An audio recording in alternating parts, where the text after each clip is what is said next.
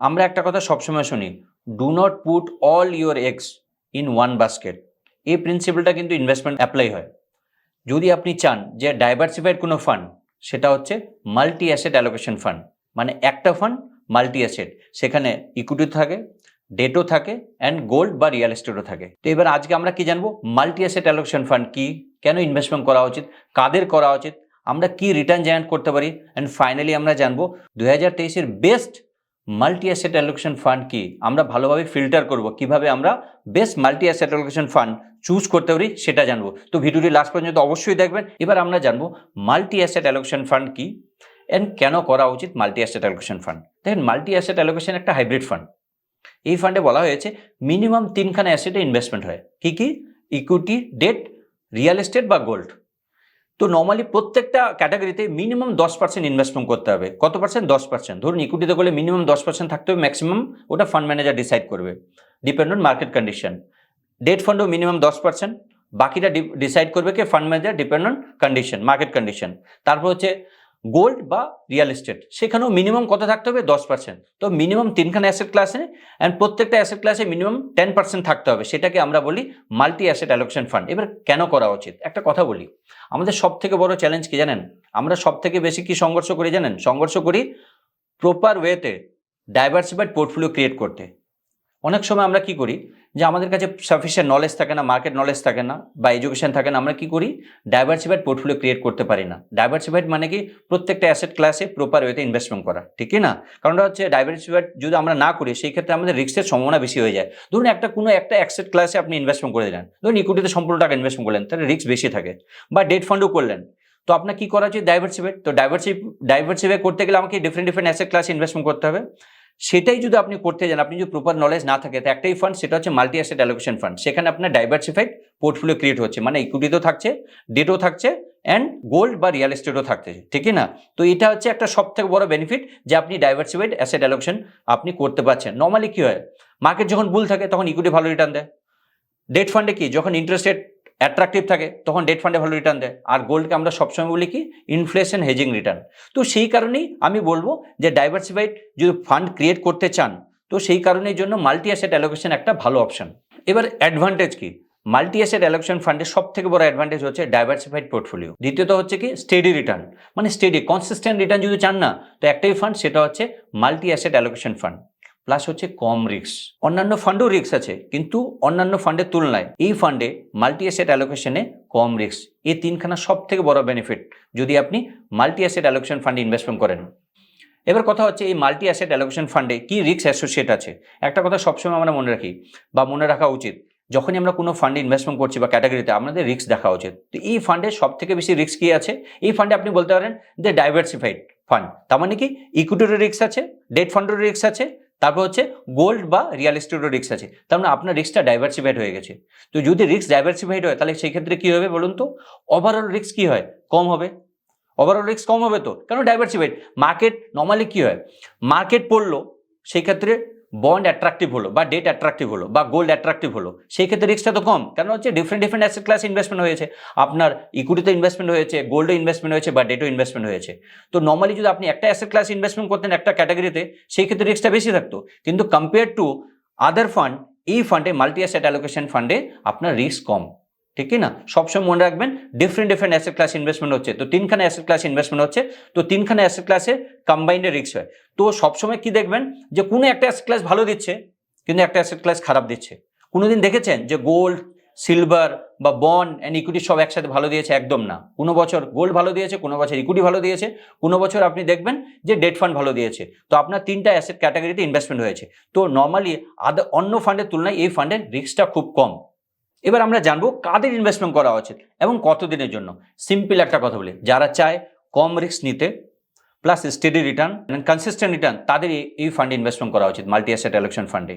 And normally এই fund হচ্ছে 5 বছর বা তার ঊর্ধ্বে। আপনার ইনভেস্টমেন্ট ডিউরেশন যদি 5 ইয়ার্স থাকে, 5 বছরের ঊর্ধ্বে তবেই এই ফান্ড ইনভেস্টমেন্ট করবেন, আদারওয়াইজ ইনভেস্টমেন্ট করা উচিত না। কত বছর? 5 বছর, মিনিমাম 5 বছর আমি মনে করি, ঠিক না? অনেকেই বলতে পারে যে 3 বছর, একদম না। 5 বছর যদি ইনভেস্টমেন্ট ডিউরেশন থাকে, আর আপনি যদি কম রিস্ক নিতে চান and steady and consistent return পেতে চান, তবে এই ফান্ড ইজ দ্য বেস্ট। এই ফান্ড হচ্ছে সব থেকে ভালো ফান্ড। এবার আমরা জানবো যে মাল্টি অ্যাসেট অ্যালোকেশন ফান্ডে যদি ইনভেস্টমেন্ট করি কি রিটার্ন জেনারেট করতে পারি।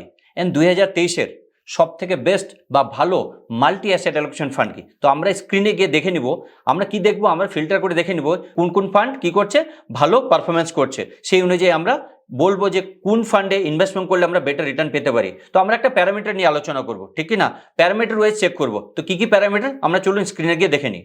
তো প্রথম হচ্ছে আমি মিনিমাম এএম কত ধরেছি 1000, অ্যান্ড 5 বছর যার বয়স হয়েছে যেই ফান্ডের, অ্যান্ড মিনিমাম 5 বছরে যে 10% রিটার্ন দিয়েছে। কেন 10% নিলাম বলুন তো, কেন স্টেডি রিটার্ন, এটা আপনি ইকুইটির মতো রিটার্ন পাবেন না, 15% 20% একদম পাবেন না, স্টেডি রিটার্ন পাবেন, প্লাস 10 বা 12% রিটার্ন পেতে পারেন। তো আমরা কি ধরেছি, গত 5 বছরে 10% বাৎসরিক রিটার্ন দিয়েছে, and minimum am 10, minimum am কত 10,000, সরি 1000 কোটি টাকা মিনিমাম এএম, যার 5 বছর কমপ্লিট হয়েছে, অ্যান্ড 5 বছরে 10% রিটার্ন দিয়েছে।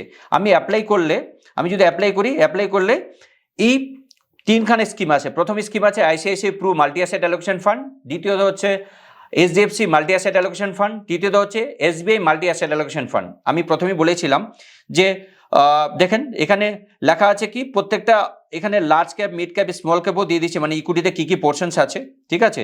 অ্যান্ড 10 বছর রিটার্ন দেখেন, 5 বছর রিটার্ন 14%, 10%, 5 বছর রিটার্ন 15%, 11% অ্যান্ড 11%, ইভেন 10 বছর রিটার্ন দেখেন 17%, 11% অ্যান্ড 10%। তো অন এন অ্যাভারেজ আমরা 10% পেতে পারি, ঠিক কি না। আমরা যে কোনো একটা, এখানে আমি যদি আরেকটা ক্যালকুলেট করি, আমরা কি ধরেছি 1000 কোটি টাকার এএম, 5 বছর 10% রিটার্ন। আপনি আরও একটা দেখতে পারেন, এই তিনটা ফান্ডের মধ্যে দেখতে পারেন যে টিআর কত আছে, টোটাল এক্সপেন্স রেশিও। তো সব থেকে কম এক্সপেন্স রেশিও আছে ICICI Pru multi asset allocation ফান্ডে 1.68%। তারপর আছে এসবিআইতে, নর্মালি তার ইউএম বেশি, কারণ 21,000 কোটি টাকা ইউএম আছে, তো নর্মালি ন্যাচারালি ওর টিআর কম হবে, টোটাল এক্সপেন্স রেশিও। তারপর হচ্ছে এসবিআই মাল্টি অ্যাসেট অ্যালোকেশন 1.80, তারপর হচ্ছে HDFC multi asset allocation fund 2.09, এটা হচ্ছে টিআর, টোটাল এক্সপেন্স রেশিও। তো নর্মালি কি হয়, আপনি দেখবেন যে কোনো একটা ফান্ডে, আমরা একটা ফান্ডকে ক্যালকুলেট করি, আমি এখানে ফান্ড আইসিআইসিআই প্রু মাল্টি অ্যাসেটে নিচ্ছি, ঠিক আছে। আমি ক্লিক করলে জাস্ট এই ডিটেলস যদি দেখি আমরা যে তার অ্যালোকেশন কত, আমরা অ্যালোকেশন নিয়ে জানবো, ঠিক কি না। যদি অ্যালোকেশন দেখি কোন ফান্ডের কি অ্যালোকেশন, তো আইসিআইসিআই প্রু মাল্টি অ্যাসেটের যদি অ্যালোকেশন দেখি আমরা, আপনি এখানে দেখবেন ইকুইটিতে দেওয়া হয়েছে 62%, ইকুইটিতে কত দেওয়া হয়েছে 62% ইকুইটিতে দেওয়া হয়েছে। এখানে ক্যাশে আছে 15.54, অ্যান্ড ডেটে আছে 14%। এখানে মিউচুয়াল ফান্ড মানে এখানে মিউচুয়াল ফান্ড বলতে এখানে বোঝাচ্ছে, এখানে গোল্ড ইটিএফ আছে 2.42, এখানে ক্যাশে আছে 15.44 প্লাস 15.44, এখানে ডেটে আছে 14%। তো ডিফারেন্ট অ্যাসেট ক্লাস ইনভেস্টমেন্ট করেছে, ঠিক কি না। এখানে আদার্সের মধ্যে এখানে আদার্স ইনভেস্টমেন্ট আছে, আদার্সে আপনি দেখবেন রিয়েল এস্টেটে কিছু ইনভেস্টমেন্ট করা আছে, ঠিক কি না। তো ডিফারেন্ট অ্যাসেট ক্লাসে ইনভেস্টমেন্ট করে, কিন্তু এটা ডিসাইড কে করে, মিনিমাম 10%, বাকিটা ডিসাইড করে ফান্ড ম্যানেজার, ডিসাইড করে, ঠিক কি না। তো এবার আমি কেন বললাম এটা কনসিস্টেন্সি, ফান্ডের যদি পারফরমেন্স দেখি আমরা, ফান্ড পারফরমেন্সে, এই ফান্ডের পারফরমেন্সে আমরা কি দেখেছি, গত 5 বছর রিটার্ন 15%, 3 বছরে 24, অ্যান্ড 1 বছরে কত 20% রিটার্ন। এই ফান্ডে যদি আপনি অ্যাসেট অ্যালোকেশন দেখেন, এই অ্যাসেট অ্যালোকেশন এখানে 62% ইকুইটিতে আছে, 62% কত আছে, ইকুইটিতে আছে। এর আগে আমরা যেটা দেখলাম, তিনখানা ফান্ড দেখেছিলাম এসবিআইতে, অ্যান্ড এসবিআইতে ইকুইটির পোর্শনস কম আছে compare to ICICI Pru, and HDFC multi cap equity portions বেশি আছে, ঠিক না। তো আপনি নর্মালি এখানে দেখতে পাবেন, হ্যাঁ, এবার ইকুইটি পোর্শনসের মধ্যে সব থেকে যদি বলি যে স্মল ক্যাপে কার বেশি আছে, স্মল ক্যাপে এখানে 20%-এর মধ্যে স্মল ক্যাপে এসবিআই আছে, দেখবেন এখানে 20%, দেখবেন এখানে স্মল ক্যাপে 20%-এর মধ্যে এসবিআই আছে। এখানে স্মল ক্যাপে আইসিআইসিআই প্রু মাল্টি অ্যাসেটে 2.92% আছে, এখানে লার্জ ক্যাপে 52% আছে, হোয়ারাজ এসবিআই মাল্টি ক্যাপে কত পার্সেন্ট আছে, 18.46। তো এবার আপনি নিজে ডিসাইড করবেন আইসিআইসিআই প্রু মাল্টি অ্যাসেটে ইনভেস্টমেন্ট করবেন, বা এইচডিএফসি মাল্টি অ্যাসেটে ইনভেস্টমেন্ট করবেন, বা এসবিআই মাল্টি অ্যাসেটে। আপনি মিনিমাম 1000 কোটি টাকা ইউএম, 5 বছর 10% রিটার্ন দিয়ে 3টা ফান্ড আসলো, প্লাস এই 3টার মধ্যে যদি আপনি চুজ করতে পারেন, আপনি টোটাল এক্সপেন্স রেশিও দেখতে পারেন, যার এক্সপেন্স রেশিও কম, নর্মালি আইসিআইসিআই প্রু মাল্টি অ্যাসেটে এক্সপেন্স রেশিও কম আছে, এটাও দেখতে পারেন। বা আপনি চাইলে এসবিআই মাল্টি অ্যাসেটও ইনভেস্টমেন্ট করতে পারেন, বা এইচডিএফসি মাল্টি অ্যাসেটও ইনভেস্টমেন্ট করতে পারেন। এবার আপনি নিজে ডিসাইড করবেন। দেখেন, এটা আমার রেকমেন্ডেশন না, রেকমেন্ডেশন না, আমি আপনাকে রেকমেন্ড করছি না। কারণটা হচ্ছে আমি আপনাকে ফিল্টার করে দেখিয়ে দিচ্ছি যে কিভাবে ফিল্টার করতে হয়।